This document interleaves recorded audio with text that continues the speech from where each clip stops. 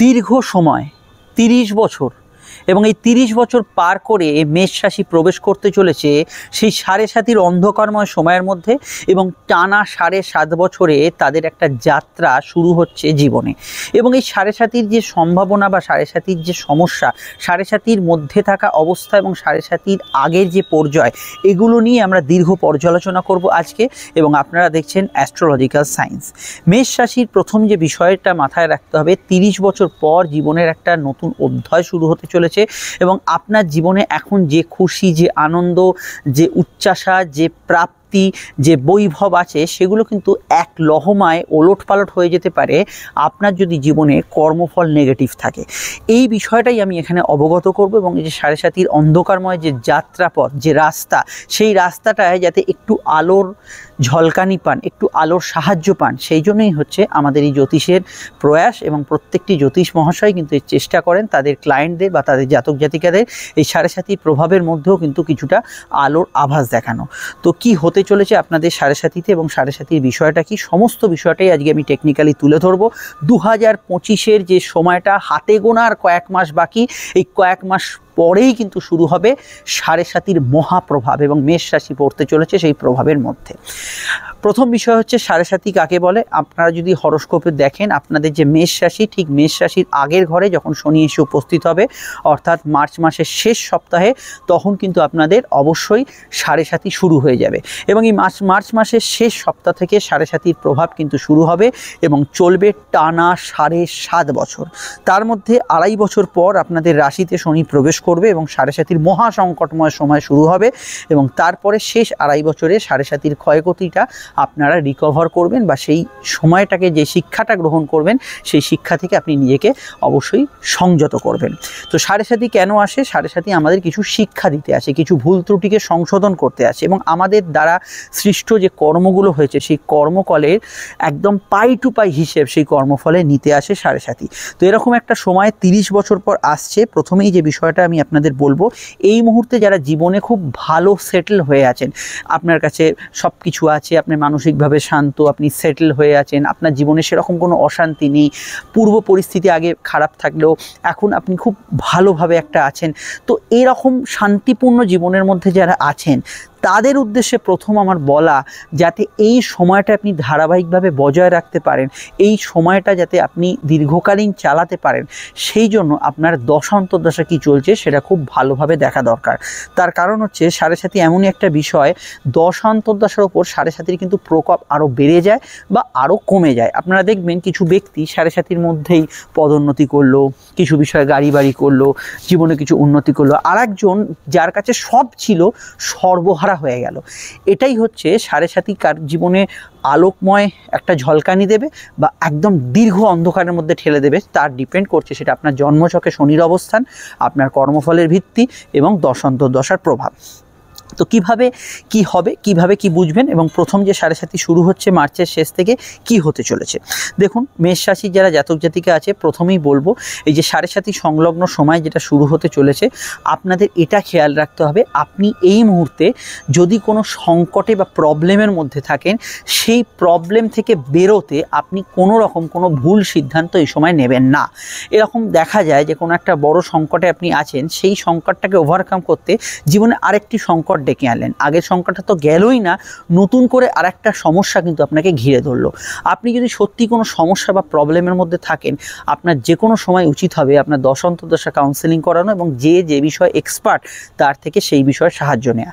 7.5 আপনি যদি পারিবারিক জীবনে থাকেন, সাধারণত আপনারা বেশিরভাগ যারা শুনছেন পারিবারিক জীবনে আছেন, সেখানে পরিবারের অন্যান্য সদস্য আছে এবং যদি কাছের মানুষ কেউ থাকেন, তাদের যাদের 7.5 চলছে না, আপনার সর্বাগ্যে উচিত হবে তাদের থেকে কোনো অ্যাডভাইস নিয়ে যাওয়া। আপনার হয়তো অনেক বুদ্ধি আছে, অনেক মেধাশক্তি আছে, অনেক আপনি লেখাপড়া জানেন, বাস্তব পরিস্থিতিকেও জীবনে অনেক কিছু দেখেছেন, আপনাকে কোনোভাবেই ছোট করা হচ্ছে না। কিন্তু 7.5 যেহেতু দ্বাদশ ঘরে হচ্ছে, দ্বাদশ ঘর হচ্ছে আমাদের অন্তর্মন বা সাবকনসিয়াস মাইন্ড, যেখানে দয়া, মায়া, ক্রোধ, আবেগ, জেদ, ভালো লাগা, ভালোবাসা, নিজের একঘেয়েমি ভাব, কোনো বিষয় থেকে আপনি বেরোতে পারছেন না, কোনো বিষয়ের দিকে অন্ধকারে ছুটে চলেছেন, সেগুলো সমস্ত দ্বাদশ ঘরে থাকে। সেই জন্য দেখবেন 7.5 লগ্নে হয় না, 7.5 রাশিতে হয়, কারণ 7.5 আমাদের মনটাকে ক্যাপচার করে নেয়, মনটাকে আগে অবশ করে দেয়, মনটাকে বশীভূত করে দেয়। ফলো মন বশ মানে আপনিও বশ, আর কিছু করার নেই।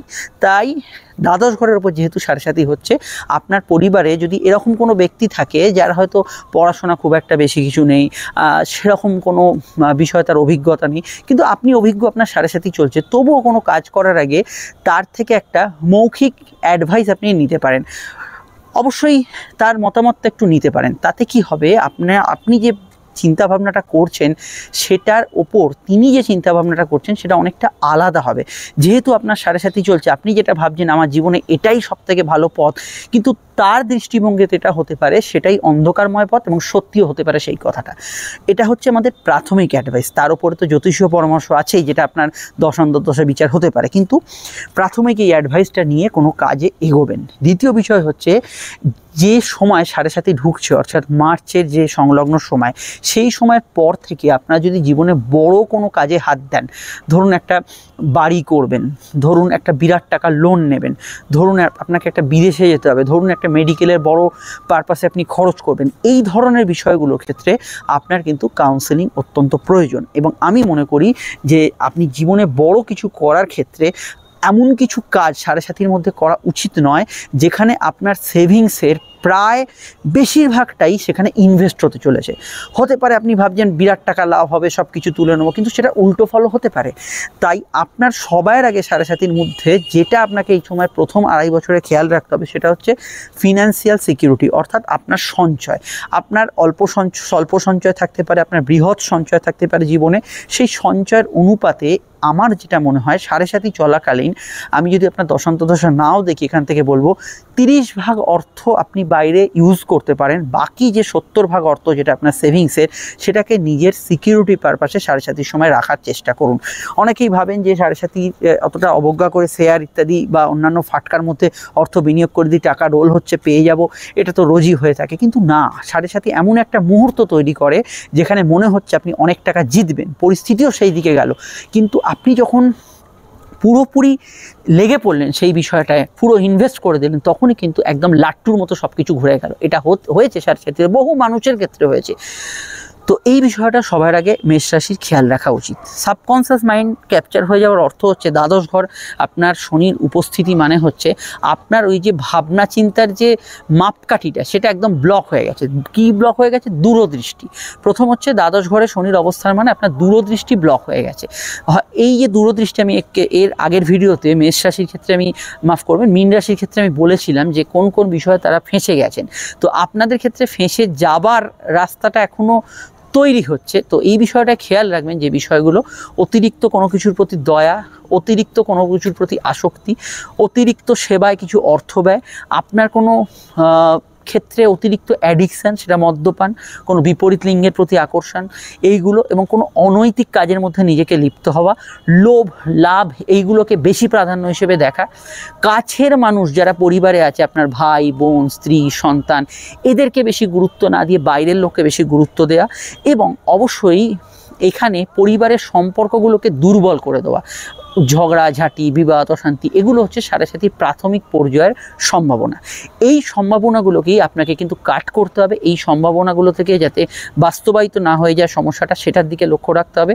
ফার্স্ট চেষ্টা করতে হবে আপনার যারা কাছের মানুষ, ওয়েল উইশার, সেটা বন্ধুবান্ধবও হতে পারে, আপনার কোনো পথপ্রদর্শক হতে পারে, তাদের সঙ্গে সম্পর্কটা কোনোভাবেই তিক্ত জায়গায় না যায়, সেটাকে কিন্তু আপনাকে মেনটেন করতে হবে। দ্বিতীয় বিষয় হচ্ছে, শনি দ্বাদশে আসার জন্য এখানে কিন্তু বেশ কিছু ক্ষেত্রে বিদেশ যাত্রা এবং দূরযাত্রার অপরচুনিটি শনি দেবে। মেষ রাশির ক্ষেত্রে যেহেতু শনি একাদশপতি, এই ধরনের প্রাপ্তিযোগ ইত্যাদি দেবে। বিদেশ যাত্রা আপনি নিশ্চিতভাবে সাড়ে সাতিতে করতে পারেন, প্রবলেম সেক্ষেত্রে নয়, কিন্তু দশান্তর্দশা বিচার করে করবেন। কিন্তু বিদেশ যাত্রার সুযোগ, অপরচুনিটি, এগুলো সাড়ে সাতি আপনার জীবনে এনে দেবে, এবং অবশ্যই সেটার একটা ইম্প্যাক্টও দেবে। সাড়ে সাতি যেহেতু শনি আপনাদের দশমে, অর্থাৎ কর্মপতি, তো কর্মক্ষেত্রে এই সময় কিন্তু আপনার ক্ষেত্রে একটু পরিশ্রমী সময় হিসেবে শুরু হবে। কাজের ক্ষেত্রে দায়িত্ব বাড়ছে, ওভারটাইম হচ্ছে, কাজের ক্ষেত্রে আপনার কিছু ডিউটি আওয়ার্স বাড়ছে, কাজের শিডিউলটা আপনার মনোমতো হচ্ছে না, এই বিষয়টা কিন্তু বাড়তে পারে। তবে এটা খেয়াল রাখবেন, দ্বাদশস্থ শনির যে অবস্থান আপনার ঘুমের ওপর যেহেতু এফেক্ট ফেলছে, আপনাকে কিন্তু ঘুমের দিকটা নজর রাখতে হবে। অর্থাৎ আপনি যে যতটা পরিশ্রম করছেন সেই অনুপাতে যাতে ঘুমটা হয় সেই দিকটা খেয়াল রাখবেন। কারণ 7.5 সময় কী হয়, মানুষের ঘুমের মধ্যে চিন্তা বাড়ছে, রাত জাগার টেন্ডেন্সি, রাত জেগে জেগে মানুষ কাজ করছে, ভাবছেন হয়তো পরিশ্রমের দ্বারা সব কিছু ওভারকাম করবো না। আপনার পর্যাপ্ত ঘুম এবং পর্যাপ্ত কাজ, এই জায়গাটাকে ব্যালেন্স করে চলা কিন্তু মেষ রাশির সবার আগে কাম্য। দ্বাদশ ঘর হচ্ছে আমাদের ব্যয়। আমি প্রথমেই ব্যয় সংকোচনের কথা বলেছি, যে বিষয়গুলো সংসারে না করলেই নয়, যে বিষয়গুলো হয়তো আপনার এন্টারটেনমেন্ট কস্ট, বিশেষ কিছু ক্ষেত্রে আপনি হয়তো একটা মাসে হয়তো 3 বার বড় হোটেলে খাওয়া দাওয়া করেন ইত্যাদি, সেগুলো একটু কাট করে মাসে 1 বার করুন। এই দিকটা নজর রাখবেন। অর্থাৎ আপনার যে ফিনান্সিয়াল স্ট্রাকচার যেরকম, আপনি হয়তো কোটিপতি হতে পারেন, তাতে সমস্যা নেই, কিন্তু আপনার ফিনান্সিয়াল স্ট্রাকচার যেরকম সেই অনুপাতে কিছুটা কিন্তু কাট করা খুব দরকার, যাতে আপনার সঞ্চয় প্রবণতাটা বাড়ে এবং আপনার যদি 7.5-তে কঠিন সময় এসেও যায়, তার সঙ্গে যাতে আপনি অ্যাডজাস্ট করে চলতে পারেন। 7.5 আপনার ক্ষেত্রে ধুম করে যদি জীবনে হঠাৎ করে একটা ডাউনফল আনে, সেটা অ্যাডজাস্ট করতে মানুষের খুব সমস্যা হয়। সেই অ্যাডজাস্টমেন্টটা যদি আপনি এখন থেকে করার অভ্যাস রাখেন, তাহলে সেই সমস্যাটা হয়তো এলোই না। এরকম অনেক ক্ষেত্রে দেখা গেছে, কারণ আপনি নিজে থেকেই নিজের জায়গাটা একটা লিমিটেড করে তুলেছেন। তো এই লিমিটেশন মাইন্ডসেট মানে আমার যেটা যতটুকু প্রয়োজন আমি ততটুকুই নিজেকে ইউজ করছি, সেটা হোক খাওয়া দাওয়া, ঘোরাঘুরি, একদিন হোক, সবই ঠিক আছে, কিন্তু আনলিমিটেড যেটা কিছু করা, অতিরিক্ত করা, এই বিষয়টা 7.5 কিন্তু আপনাকে খেয়াল রাখতে হবে। আর একটা বিষয় কি, 7.5 কিন্তু দীর্ঘসূত্রে সমস্যা দেবে, কারণ 7.5 বছরের একটা ব্যাপার যেখানে দীর্ঘসূত্রতা আছে। ধরুন অনেকে এমন একটা কিছু দায়িত্ব নিয়ে নিল যেটা হয়তো তার জীবনে সামনে 7 বছর 8 বছর থাকবে, এমন একটা বিষয়ে তার মধ্যে ইনভলভ হয়ে গেল যেটা হয়তো সামনের 15 বছর অবধি তার জীবনে থাকবে, এমন একটা বিষয় ইনভলভ হয়ে গেল অন্তত 5 বছর তো তার জীবনে সেই বিষয়টা থাকবেই। যে কোনো হতে পারে, কোনো ব্যক্তি, বিষয়, কোনো বিশেষ কিছু কাজ যেটা হয়তো আপনার জীবনে দীর্ঘসূত্রতা আনবে। এই দীর্ঘসূত্রতার মধ্যে কোনো লাইবিলিটির মধ্যে এই সময় না যাওয়াই ভালো। অনেকে যে কোনো বিষয়ে দায়িত্ব নিয়ে নেন। আমি আপনাকে একেবারে স্বার্থপর হতে বলছি না, কিন্তু স্বার্থ সচেতন হতে বলছি, যেখানে আপনি দীর্ঘসূত্রে কোনো লাইবিলিটি এই সময় নেবেন না। আর যদি নিয়ে থাকেন, সেটা অবশ্যই কিন্তু মেনটেন করা যায়, যাতে আপনার লাইফস্টাইলটা তার জন্য হেরফের না হয়ে যায়, আপনার লাইফটা যাতে অন্ধকারে না যায়। সেই জায়গাটা কিন্তু মীন রাশির বর্তমানে, মাফ করবেন, মেষ রাশির বর্তমানে খেয়াল রাখতে হবে। আসলে এর আগেই আমি মীন রাশিটা বলেছি, তাই মীন রাশির কথা উঠে এলো, তো এক্ষেত্রে অবশ্যই সেটা খেয়াল রাখতে হবে। আচ্ছা, আপনাদের সমস্যা অনেক থাকতে পারে, অবশ্যই আপনারা আমাদের যে বুকিং নাম্বারটা দেখছেন এখানে অবশ্যই যোগাযোগ করতে পারেন। আমাদের নাম্বারে আপনি ফোনে অনফোল্ড কনসালটেশন নিতে পারেন, চেম্বারে আসতে পারেন, সাক্ষাতে আলোচনা হতে পারে, ফোনেও আলোচনা হতে পারে, দীর্ঘ বিষয়ে আপনার দশা বিচার এবং 7.5 দেখে সম্পূর্ণ গাইডেন্স আপনি সেখানে পাবেন। ভিডিওটি আপনি যদি ইউটিউবে দেখেন, আমাদের চ্যানেলটি একটু সাবস্ক্রাইব করে বেল আইকনটা প্রেস করে রাখবেন, আর ফেসবুকে দেখলে আমাদের পেজটি ফলো করে লাইক করবেন। আর শুধুমাত্র এটা আপনার আমার যাতে যোগাযোগটা কন্টিনিউ থাকে দীর্ঘ সময়, এগুলো সম্পূর্ণ নিঃশুল্ক, তাই অবশ্যই যোগাযোগটা রাখবেন। আর আপনারা আশা করি যে অন্যান্য মেষের মানুষেরা যাতে বার্তাটি পেয়ে যান, আপনারই হাত ধরে একটু লাইক এবং শেয়ার করে দেবেন। আচ্ছা, এবার যে বিষয়টাকে আমরা এখানে প্রাধান্য দেবো, যে মেষ রাশি তো দ্বাদশ ঘরে 7.5 বিষয়টা আমি বোঝালাম। এখন বিষয়টা হচ্ছে আপনার এখন শনি কোথায় আছে জন্মছকে। দেখুন, শনি যদি আপনার জন্মকালীন দ্বাদশে থাকে, অর্থাৎ মীন রাশিতে থাকে, এর এফেক্টটা কিন্তু অত্যন্ত স্ট্রং হবে এবং এক্ষেত্রে আপনি কিন্তু এফেক্টটা খুব জোরালো হিসেবে পেতে পারেন। এছাড়া শনি যদি আপনার রাশিতে থাকে, অর্থাৎ আপনার রাশিতেই শনি চন্দ্র যোগ আছে, অর্থাৎ আপনাদের শনি আপনাদের নিচস্থ হয়। দেখুন, মেষ রাশিতে শনি নিচস্থ হয়, এটা মাথায় রাখতে হবে যে অন্যান্য রাশি যতটা শনির যে আক্রমণাত্মক ফেজটা অবশ্যই পায়, মেষ রাশি তার মধ্যে কিন্তু মানে সর্বাগ্যে এগিয়ে আছে, কারণ মেষ রাশিতে শনি নিচস্থ হয়। এবং যেহেতু মেষ রাশিতে শনি নিচস্থ হয়, আপনাদের 7.5 সম্পর্কে এই মুহূর্ত থেকেই সচেতন থাকা উচিত এবং সামনের যে সময়গুলো আছে সেগুলো কিন্তু জ্যোতিষীয় গাইডেন্স নিয়ে এগোনো উচিত। বারবার জ্যোতিষের কথা বলছি এই কারণেই, কারণ প্রত্যেকটি দশান্তর্দশা 7.5 আলাদা আলাদা রকম ফল দেয়। আপনি ধরুন এই মুহূর্তে বুধের দশায় আছেন, যেরকম ফল দেবে, পরের যে দশা যখন কেতুর আসবে সেটা একেবারে অন্যরকম একটা স্টেজে নিয়ে যাবে। তো সেই বিষয়টা দশান্তর্দশার অবজারভেশনটা খুব দরকার। আচ্ছা, দ্বিতীয় বিষয় হচ্ছে, যেহেতু 7.5 প্রভাবে মীন রাশিতে যেহেতু শনি নিচস্থ হয়, আপনার যদি জন্ম ছকে মীন রাশিতে, মাফ করবেন, মেষ রাশিতে যেহেতু শনি নিচস্থ হয়, তো মেষ রাশিতে যদি শনি অবস্থান করে আপনাদের, তাহলে কিন্তু আপনাদের বিশেষভাবে খেয়াল রাখতে হবে স্বাস্থ্যের দিকটায়। শনি যদি আপনার রাশিতেই থাকে, মানে শনিচন্দ্র যোগ থাকে, তাহলে বিশেষভাবে আপনাদের স্বাস্থ্যের দিকটা এই মুহূর্ত থেকেই খেয়াল রাখতে হবে।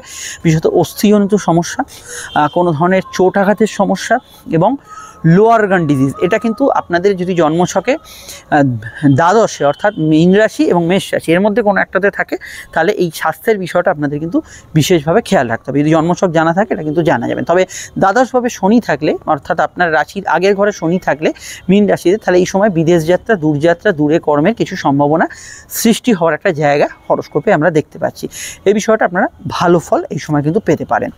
আর কি হতে পারে দেখুন, আপনার দশা বর্তমানে যদি শনির চলে, সেক্ষেত্রে আপনি কিন্তু সাড়ে সাতির যে এফেক্টটা সেটা কিন্তু অনেকটা ফিল করতে পারবেন, এবং এই ফিলিংসটা কিন্তু খুব দ্রুত পাবেন, এবং এই সাড়ে সাতির এফেক্টটা কিন্তু বুঝতে পারবেন। দেখুন, শনি দ্বাদশ ঘরে পাস করলে কি হয়, মাঝে মাঝে একটু মন খারাপ হয়, যে কথায় কথায় কোনো মন খারাপ, কোনো বিষয় নিয়ে মনে বিশাল দ্বন্দ্ব চলছে, কারুর প্রেমের জন্য, কারুর পড়াশোনার জন্য, কারুর চাকরির জন্য, কারুর পরিবারের জন্য, কারুর স্বাস্থ্যের জন্য, আলাদা আলাদা কারণ হতে পারে, কিন্তু মন খারাপের একটা টেন্ডেন্সি হরোস্কোপে থাকে।